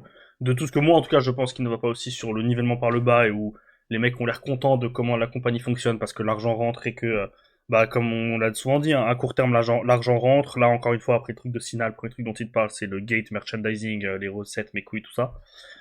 Lui, comme a dit Yanis, il a l'air bien content de son traitement, alors que franchement, il est passé de mec que tout le monde voulait voir avec la ceinture en 2022-23 à peut-être le plus gros clown de la compagnie. Sincèrement, c'est vraiment devenu un clown. À chaque fois, c'est devenu un running gag maintenant de à chaque fois que Drew McIntyre est dans un match de titre, comment ils vont s'arranger pour pas le faire perdre. Est-ce qu'on va partir sur la manière la plus stupide et la plus loufoque du monde? À quel point son booking va ressembler à un booking de merde? Franchement, et même lui, comme vous avez dit sur les réseaux, faut vraiment que quelqu'un lui confisque son téléphone parce que c'est juste plus possible. Vraiment Ah, les c'était tweets de marrant au début, mais ça y ouais, est. c'est ça en fait. Maintenant, c'est vraiment le gros lourdeau, vraiment le gros lourdeau. Donc faire des stats sur George Muller, moi ça me va. D'ailleurs, fuck George Muller, sachez-le. Mais pour le catch, c'est vraiment on n'en peut plus là. On n'en peut plus. Et je vais vous dire, il y a un an, je me disais, J'ai envie de le voir chez l'élite. Là, vu comment il est en train de me gonfler, j'ai même plus envie de le voir là-bas. Enfin, il y a d'autres mecs que j'ai envie de voir, là-bas avant lui. En tout cas, en étant booké un peu mieux sur le ring, juste ça. Et ouais, je sais pas, c'est quoi le dernier gros match de Drew McIntyre? C'est Bad Blood. Là, il a un très bon match en 2025, un excellent match. Ouais, Damien Priest quand même à Mania, c'était pas mal. C'est un bon match. Très bon Ouais, match, je sais pas, mais c'est un bon match. moi j'avais bien Bah, c'est tout, hein. aimé. Et c'est tout, je crois. Peut-être j'oublie quelque chose, mais ouais, même lui, T'as sur pas ses un match à performances sur le SummerSlam, ring. là? Ah putain, il y a Jelly Roll à SummerSlam. Oh Non, c'est là Jelly là Roll là de là. con, là. Oh là là là là. Tu vois, donc même lui, dans les matchs, y a rien. Les promos, j'ai pas souvenir d'une delivery de fou. Enfin, franchement, Ah c'est non, cette année, dramatique. c'est devenu une caricature, Drew Ah, McIntyre, hein. c'est horrible. Je Ouais. sais pas si t'avais dit ce mot avant, mais je crois que je l'avais Mm. dit. Ouais, non, mais caricature, t'as raison. Caricature, t'as raison, c'est ça. Je pense que c'est le mot pour le décrire cette année, hein. Mm. Et tu vois, 2026, j'ai pas envie de le voir sur mes écrans, quoi. J'ai pas envie de le voir. J'ai Mm. envie qu'il prenne une Il est pause de là, 6 mois. il est là, tant mieux, il est pas là, je m'en bats les couilles, en fait. C'est Tu ça, vois genre, ce que je veux non, dire, mais c'est... moi, j'ai même envie qu'il prenne une pause de 3-4 mois et qu'il revienne après Mania et qu'il fasse quelque chose d'intéressant avec, je sais pas, une nouvelle Ça. proposition. C'est horrible, là, il y a le programme avec Cody, là. Bon, on en a beaucoup parlé avec Jarabanx à force de faire les Ouais. previews, mais, waouh, ça fait combien de temps, là? Combien de temps qu'ils sont en train de s'insulter, les deux? Ça fait 4 mois, 5 mois, ça va encore C'est durer potentiellement. insupportable. Là, Ouais, la voilà, c'est vidéo ça. qu'ils ont, la vidéo de merde en mode les Sopranos, The Office, là, qu'ils ont sorti. Le match, il a été annoncé pour quand? Pour la semaine prochaine ou pour le nouvel an? J'ai loupé un truc, là. Est-ce qu'il a donné une date? Je pense, Je crois qu'il a. je sais pas, je pense que ça va être pour le nouvel an, j'imagine. Ouais, Je pour crois pas le qu'il ait donné de SmackDown date. après. Je pense Ouais, pas. c'est ça. Ce sera pour l'après-nouvel an, sûrement. Donc, quoi, tu vas aller jusqu'à au moins mi-début janvier avec ça. Et après, j'espère qu'ils vont pas trouver un moyen de nous les refoutre encore ensemble et envoyer un match au Rumble. Enfin, vraiment. Vraiment, j'en peux plus de Drew McIntyre. Donc voilà. Ouais. Voilà pour Drew. CM Punk, du coup. Donc, Gerbanks et Crimo. Vas-y, Gerbanks, du coup, je te laisse commencer. Ouais, sur CM Punk, du coup, pareil, CM Punk, je sais plus c'était dans quelle vidéo ou dans un live peut-être, ou peut-être même en Discord, je sais plus, que j'en avais parlé récemment. Non, mais c'était dans une vidéo, pardon, c'était dans la preview de Survivor Series. Où voilà, j'avais dit un peu tout ce que je pensais de CM Punk. Donc moi, si vous avez suivi mes critères, c'est par rapport aussi aux attentes que j'avais. Donc forcément, il y a les attentes que j'avais par rapport à la rivalité avec Rollins. Je pense qu'il n'y a pas un humain sur Terre qui est satisfait de ce qu'on a eu. Les attentes que j'avais, le seul moment où elles ont été, on va dire, atteintes. Non, pas atteintes. Bref, où j'en ai eu pour mon T'étais argent, on va content. dire. Ouais, voilà, où c'est le match contre Gunther, où justement en plus je voulais le voir prendre le titre. Donc après il y a le cash-in de Rollins, donc Rollins reprend le titre. Voilà. Après, à partir de là, on passe en fait dans une phase où CM Punk juste en fait c'est pas CM Punk en fait tout simplement. C'est là on m'a mis un mec qui est dans le main event, qui ressemble à CM Punk, qui de temps en temps parle comme CM Punk, mais c'est trop rare qu'il parle comme CM Punk en fait. Le problème c'est ça, c'est que on a un catcheur aujourd'hui qui vieillit, donc sur les matchs je peux comprendre que ce soit pas qu'il n'envoie pas que des 5 étoiles, etc. Je vais pas faire le débile, tu vois. Pour moi, dans les 2 plus gros pay-per-view de l'année, il a sorti 2 excellentes performances. Je trouve que c'est trop peu. Enfin, je trouve que c'est pas suffisant, mais il a au moins ça pour lui. C'est pas le cas de tout le monde.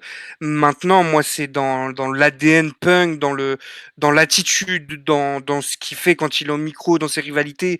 Voilà, CM Punk, moi, pour moi, dans mon esprit, c'est un mec, tu peux l'envoyer contre n'importe qui. Il va savoir te sortir une promo pour te hyper le match parce que il va aller sur un terrain auquel tu t'attends pas forcément, parce qu'il va toujours trouver ce petit truc, que ce soit dans l'histoire de son adversaire, dans la carrière de son adversaire, il va trouver la corde sensible, il va appuyer dessus, et puis comme ça, Enfin, s'il avait fait ça, en tout cas, ça sortirait vraiment du lot par rapport au reste des autres main eventers. Sauf que, en fait, il a décidé plutôt de se ranger un peu dans la même ligne que les autres, que les Roman Reigns, que voilà, je les ai appelés il y a pas longtemps sur Twitter les Cavaliers de l'Apocalypse. Bah ouais, il s'est un peu rangé dans cette case-là. Le mec est devenu insipide. Alors là, pour le coup, bon, j'avais déjà fait mon top, mais hier à Raw, il a fait une bonne promo. Avec en parlant de la vision et de Braun Breaker. Mais ouais, c'est la première bonne promo depuis trop longtemps, malheureusement. Moi, les promos qu'il avait eu avec Cena à l'époque, ça va, c'était sympa.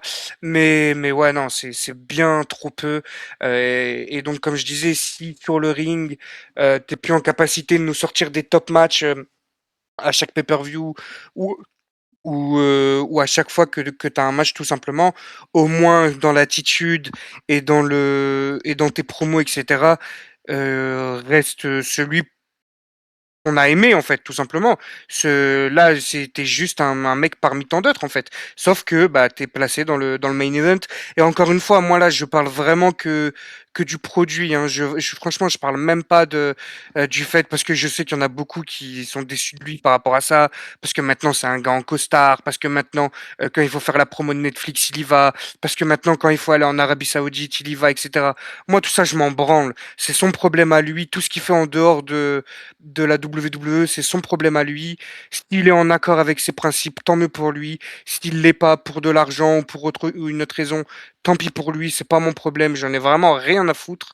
Moi, je parle vraiment purement de ce qu'il incarne à l'écran. Et moi, dans ce qu'il a incarné cette année à l'écran, je trouve que c'est pas normal d'être que ce soit au moment où on te met dans le main event pour de bon que que tu déçoives à ce point, en fait, tout simplement. Donc voilà pourquoi j'ai mis CM Punk. Je pense que pour 2026, c'est pas comment dire, c'est pas impossible qu'il sorte une bonne année, c'est pas impossible que son règne soit bien, à voir ce que s'il le perd là contre Braun Breaker, mais en tout cas là pour ce qu'on a eu en 2025, je suis vraiment dégoûté de ce qu'il a fait et de ce qu'il a proposé. Et pour le coup, lui, peut-être de tous les noms que j'ai vus dans le top aujourd'hui, alors on n'a pas, enfin, hors peut-être Drew McIntyre et on n'a pas encore parlé de Jey Uso, mais en tout cas des noms d'avant, que ce soit Cena ou ceux qui étaient en numéro 2 ou en numéro 3, je pense que c'est le mec où vraiment on peut difficilement sortir l'excuse du booking parce que les spots il les a eu. Alors oui, évidemment, tu vois l'histoire pour le main event de Mania, etc. C'est pas dingue, mais je trouve que enfin, ça sent que c'est lui quand même. Et dans ce que lui a proposé, je pense que si lui décide de pas faire passer Paul Heyman comme le plus grand trophée de l'histoire avant Mania, bah, si lui il veut le faire, il le fait, tu vois. Donc c'est pour ça que je lui en veux aussi. Et donc voilà, je pense que lui c'est un de ceux où vraiment l'excuse du booking, elle est moins entendable, en tout cas de tous les noms qu'on a sortis. Ok. Ouais, ouais, Enfin, ça me fait de la peine, hein. Mais ouais, pour le coup, je suis d'accord avec les arguments. Je l'ai pas mis dans mes flops parce que je trouve quand même 4-5 mecs avant lui qui passent. Parce que, comme t'as dit, il a pas mal de trucs quand même à son crédit, mais quand tu mets en rapport aux attentes et au potentiel et ce qu'il est capable de faire, c'est peut-être celui dans lequel t'as le plus d'attentes, parce que celui qui a le plus de certitude aussi. Et c'est celui dont tu es sûr que normalement il est censé t'envoyer des top promos, des top matchs toute l'année. Mais ouais, je suis bien d'accord pour le coup. Ça fait beaucoup de peine le punker. Je sais pas du tout à quoi va ressembler 2026 pour lui. Parce que j'ai aucune idée de à quoi va ressembler WWE. Je peux pas croire que dans leur tête, ils savent pas, ils voient pas la bronca grossir semaine après semaine. Même s'ils prennent pas en compte ce qui se passe sur les réseaux, je peux pas croire qu'ils voient pas ça. C'est quand même leur taf et nous on en parle 2 heures par jour. Eux, c'est leur taf de penser à ça de 8 heures à 20 heures. Donc je Tu peux m'as pas l'air bien croire optimiste, hein. Ouais, mais en fait, je peux pas croire juste d'un point de vue professionnel que les mecs ne voient pas ce qui se passe. Donc, Ah, mais il le voit. donc j'ai Mais ils aucune s'en idée battent les couilles, je de. pense, hein. Ouais, je sais pas. Donc j'ai aucune idée de à quoi va ressembler 2026 pour WWE. Il y a tellement de trucs qui sont hyper choquants. Genre Liv Morgan, là, elle est déjà revenue, elle a toujours pas catché. Et après, elle va sortir un mauvais match sur 8 minutes. Et évidemment, on va pas pouvoir s'étonner qu'elle sorte un mauvais match puisque t'as pas catché Hmm, depuis 9 mois et puis tu luttes pas c'est et pas après on faux. te met 8 minutes de catch. Jade Cargill, elle est en championne depuis un mois bientôt, elle a toujours pas de programme. La vision, là, ça a duré pendant je sais pas combien de temps entre Punk et Rollins. Tout ce qu'a dit Gerbox, là, j'enlève pas un mot. Enfin, il y a tellement de trucs qui sont choquants que je sais pas dans quelle direction ils vont aller. Et comme je sais pas dans quelle direction ils vont aller, je sais même pas si je peux être optimiste ou pessimiste pour Punk. Voilà. Je suis d'accord, j'enlève rien à ce que vous avez dit. Moi, je l'ai pas mis parce que, comme t'as dit Rémi, pour moi, il y avait d'autres gens avant lui. Et dans un second temps, ben, je savais qu'il serait dans le top. Et c'était totalement légitime. Donc voilà. Ok. Crimo, est-ce que t'as un truc à rajouter ou pas? Ok, là, Crimo. En fait, Oui. ouais, Punk, j'avais beaucoup aimé sa promo avant le Rumble où il dit Hmm. qu'il va tuer la Hulkamania une bonne fois pour toutes. La promo est trop géante, mais après le Rumble, c'est la dégringolade. La feud avec Rollins, bah, elle est vraiment nulle. Et les pleurs pour le main event de Mania, s'il vous plaît. En 4K, Non, ça, moi, je suis c'était. pas d'accord. Moi, ça, je suis toujours pas d'accord sur ça. Ah, moi, je sais pas, je trouve. En fait, pour un mec qui a tant critiqué le main event de la nuit 1, se rabaisser à ça, vas-y, en vrai, c'est. Pour Et moi, ça montre un peu ce qui est devenu CM Punk en 2025. on en Mais avait après, parlé après, dans mais la, je peux comprendre. dans la Mais je peux, preview de Survivor Series. Mais vas-y, ouais. mais ouais, je peux comprendre au final que Rémi, toi, tu sois pas d'accord avec cet argument, mais en fait, enfin, du coup, en fait, à la limite, s'il avait jamais critiqué ce main event de une, bon, on peut comprendre, mais le fait qu'il l'a critiqué il y a 3 ans chez All Elite, pour qu'au final, là, maintenant, il fasse le mec qui ressent les émotions au moment où ça arrive, s'il te plaît, genre. Mais c'est C'est Punk, hein, plus. ça fait partie de son personnage, c'est lui, quoi. Moi, ça Ouais, m'étonne pas, hein. Il a utilisé en promo pour avoir de la hit Mais oui. facile. Mais Ça a voilà, c'est ça. marché oui, et mais. juste nous, on a aimé fantasmer là-dessus. Et parce qu'à ce moment-là, il était encore en bif avec WWE. Maintenant qu'il est plus en bif avec lui, il va pas aller chier sur un de leurs programmes. Mais de toute façon, c'est même pas sur ça. C'est juste, frère, il y a des gens, ils décrochent des trucs. Enfin, c'est un accomplissement dans sa vie, quoi. Oui. Ouais, et au-delà de Il a ça, ça dédié reste. toute sa vie, il Non, a dédié mais. toute sa vie au catch. Il va choper un main event de Mania. Il va pas commencer à. Enfin, Oui. ça a été son rêve. Il a eu un parcours difficile. Il est passé par des temps Non, mais. difficiles. Enfin, je vais pas faire le défenseur de Punk à mort. Moi, tout le monde sait que c'est mon lutteur préféré. Et j'ai pas envie de le défendre. Il prend une année à chier. Il a fait plein de trucs. Il y a plein de moves, plein de déclats qui sont un peu bizarres, mais sur ça, c'est pas sur, vraiment pas sur ça que j'irai le chercher. Il y a des gens dans la vie, ils décrochent la moitié d'un CDI, ils sont en larmes aussi. On va pas leur dire c'est de la merde. Bah non, c'est en fonction de toi, ton Ah, contexte, mais. c'est toi, Oui. ta vie, comment les choses se sont présentées pour toi. Et voilà, moi demain, je décroche un contrat à 4 000 € par mois. Je peux te dire que je vais être en larmes aussi. Et pourtant, ce sera pas, il y a des gens qui ont fait bien plus. Mais, et pourtant, je Ouais. chie sur le macronisme tous les jours et sur le capitalisme. On va pas me dire t'es faux cul, tu vois. C'est pas, enfin, je sais pas. Moi, j'aime pas trop Oui, ces non, ouais, arguments. non, mais en vrai, je peux comprendre, mais en fait, c'est juste que, en fait, je sais pas, j'ai juste trouvé le moment hyper gênant. Et alors, en fait, je peux comprendre hein, que genre c'est un gros moment, etc. à la limite, mais déjà le fait que moi j'ai un avis assez tranché sur le main event mi une de WrestleMania, je pense que ça aide pas non plus.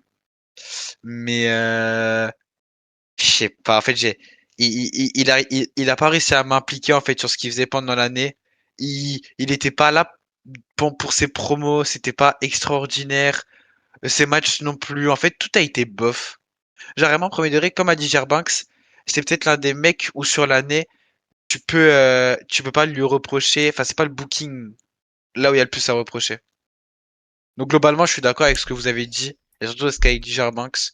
Ok. C'est une année décevante. Et franchement, 2026, vu comment ça se présente, je pense qu'on est sur la même ligne. Ok. On va passer à Yanis du coup pour conclure ce top avec Main Event Jay Uso. Ouais, parce que j'ai des choses à dire, j'ai beaucoup de choses à dire sur lui. Ben, de base, Jey Uso, maintenant, c'est un catcheur que j'apprécie en solo, hein. Moi, j'ai beaucoup aimé son rôle quand il était présent pour établir Roman Reigns en tant que chef tribal. Ça date, hein, on est d'accord. Son run solo à partir de 2023, il m'avait pas dérangé, malgré les premières critiques qu'on pouvait déjà voir, hein. Sauf que là, on est en décembre 2025 et tout a changé. Et je vous jure que depuis que je me suis remis à regarder du catch en 2020, j'ai pas souvenir d'un mec qui est à chier du cul de la sorte, du premier show hebdomadaire de l'année à ton dernier pay-per-view de l'année. Parce que là, on parle, on est le 16 décembre, hein, on n'est pas encore le 31. Ouais, moi, je vais faire une comparaison. Moi, j'ai vu Messi mettre 91 buts sur une année civile en 2012, et j'ai vu Jey Uso qui pue sa grand-mère toutes les semaines en 2025. Et pour le coup, je peux même pas en vouloir au booker, parce que c'est pas normal qu'un mec à qui on a tant donné, pardon, te rende aussi peu qualitativement en retour. Ça, c'était mon premier point. Deuxième point, la dernière fois, je parlais avec Exine, que je méprise, mais que je salue quand même. Je reprends ce qu'il m'a dit. En gros, Jey Uso, ben, il est à l'image de l'année de 2025 chez WWE. Dans le sens où ton produit, il pue la merde, mais t'as des belles entrées, le public il joue le jeu parce qu'il a payé sa place, les t-shirts sont bien vendus, et ton contenu il passe complètement aux oubliettes parce que tu peux faire du clic pardon, sur internet, grâce à des extraits de 30 secondes à 2 minutes. Et j'irai même plus loin que ça, plus loin que ce qu'il a dit, et peut-être que certains vont penser que j'abuse, mais la victoire de Jey Uso au Rumble, elle conditionne ton année 2025. Dans le sens où si Jey Uso, il gagne pas le Rumble, déjà ça change une bonne partie de tes plans. Et il a peut-être pas ce spot aussi régulier tout au long de l'année. Et quand tu prends du recul, tu vois ce Rumble, comment il se déroule. Et moi, tu comprends que c'était impossible que ce qui allait suivre pouvait être qualitatif. Faut se rendre à l'évidence, il a fait une année médiocre, de bout en bout. Quand il gagne le titre, moi, ça me dérange pas, je vais être honnête. Parce que moi, je me dis, au moins, ils sont allés au bout. Et j'étais absolument pas contre lui donner cette chance. Mais là, on est le mardi 16 décembre, au moment où on tourne. Jey Uso, cette année, ça a été une sorte de cauchemar, de paralysie du sommeil, ce que vous voulez. Mais il n'y a rien à gratter. Force à lui hein, pour 2026. Je suis assez enthousiaste à l'idée de revoir les Uso en équipe. Hein. Mais qu'on me repropose plus jamais ce mec en solo, par pitié. Voilà sur le triste main event Jey Uso. Ok, bah écoute, moi je ne peux que te suivre à 100%, donc je vais pas en rajouter. Honnêtement, son année elle est exécrable, donc je rejoins absolument tout ce que tu as dit.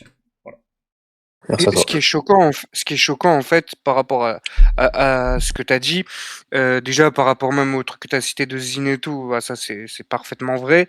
Et en fait, ce qui est choquant, c'est de se dire que dans un monde normal, Jey Uso, il pose une année comme ça. C'est-à-dire que, du coup, on va dire, il prend le Rumble, ouais, bah, de toute façon, c'est début d'année, en janvier.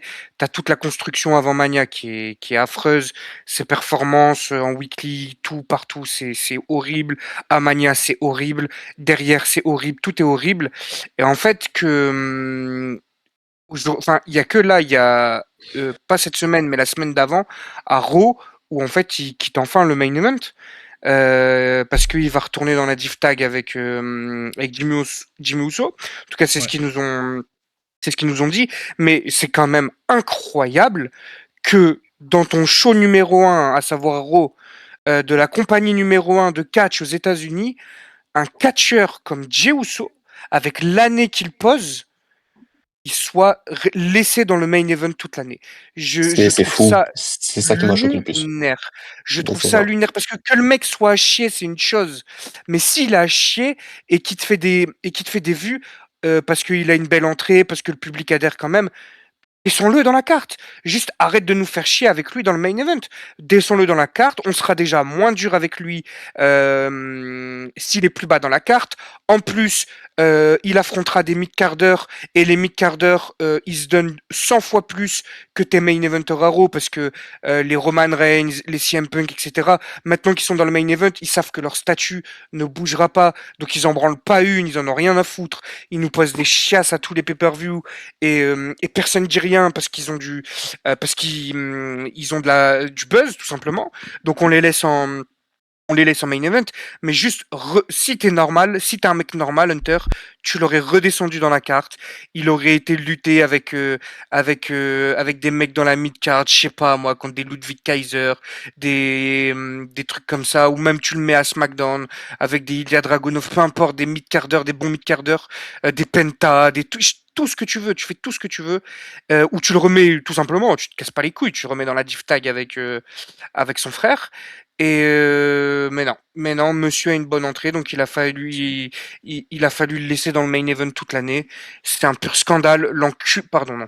Le mecton qui a donné l'idée de le faire gagner le Rumble, lui, faut le retrouver, lui, faut lui Michael faire Hayes. quelque chose. Lui, ouais, non, je sais. 25. Lui, Non, mais non, lui, c'est pas possible, frère. Il a ruiné, comme il a dit Yanis, cette décision, elle te tue ton année parce que on parlait de Gunther tout à l'heure, mais si Gunther a autre chose avant Mania et que potentiellement il garde le titre à Mania ou même qu'il le donne à un meilleur lutteur que Jey Uso à Mania, ton année elle est totalement différente parce que derrière tu restes pas avec un mec qui trust le main event à Raw avec ses copains Cody Rhodes, CM Punk et toute la clique contre toujours les mêmes personnes, Roman Reigns évidemment son cousin. Voilà, donc c'est vraiment la décision peut-être qui a tué, assassiné ton année. Et autant c'est choquant que un mec les proposé dans une réunion, autant le fait qu'un mec les validé et s'est dit vas-y on y va banco, top idée, Ouais, on c'est va ça. là-dessus, c'est encore plus choquant. Ouais. Donc voilà. Et par rapport juste à ce qu'avait dit Krillman avant, après j'arrête, mais il a dit que Jey Uso est un lutteur de merde en solo. Si on a connu, peut-être c'est le cas de Krillman, sûrement, il a connu Jey Uso en solo que cette année ou peut-être l'année dernière, mais euh, s'il avait connu le début de Jey Uso en solo, le vrai main event Jey Uso, Et je pense qu'il 2020, dirait là, pas il ça. était excellent. Ouais, J'ai kiffé, moi. Hein. je pense qu'il dirait pas ça. Je pense que là, c'est juste qu'aujourd'hui, on lui a assuré un main event toute l'année sans jamais le remettre en question. Et donc, bah, forcément, le mec se bouge pas les fesses comme les autres. Donc il nous propose de la merde. Donc, la faute, elle est là. L'erreur, elle est là. L'erreur, elle est pas de le mettre en solo. Ça a Mais jamais été un mauvais lutteur, Jey Uso. ouais, moi, Hmm. je voulais juste rajouter un truc. Moi, ce qui me choque, enfin, je sais pas si vous avez regardé Unreal, le truc là Ouais. des backstage. Les officiels, ils sont pertinemment conscients que le mec n'est pas un athlète de fou, hein, qu'il est Ah essoufflé ouais? après son Moi, j'ai pas entrée. vu. Ouais, Mais ouais, bien ouais, ils le sûr, disent. ils le Ouais, ils le disent, disent. mais ils continuent Choquant. avec lui. Ou comme t'as dit, Jabos, ils le remettent pas en question. Bah ouais, C'est c'est ça qui est choquant. Parce ça, c'est qu'ils le truc disent qui m'a le plus justement fait halluciner que cette année. justement, dedans, en fait, ils disent que il a des choses à prouver, que là, ils vont lui donner le Rumble et le titre de champion, mais que c'est à lui de pas décevoir. Et en fait, pendant toute la route de Mania, etc., il arrive, il déçoit à chaque fois, Mais il et au continue. final, il continue et il le laisse quand même. Donc c'est encore plus incompréhensible. C'est-à-dire que ils sont conscients du truc, mais je pense que derrière, quand WWE va poster son entrée sur Twitter et Et qu'ils que les voient le t-shirts nombre de fit vont RT, bien se bah vendre.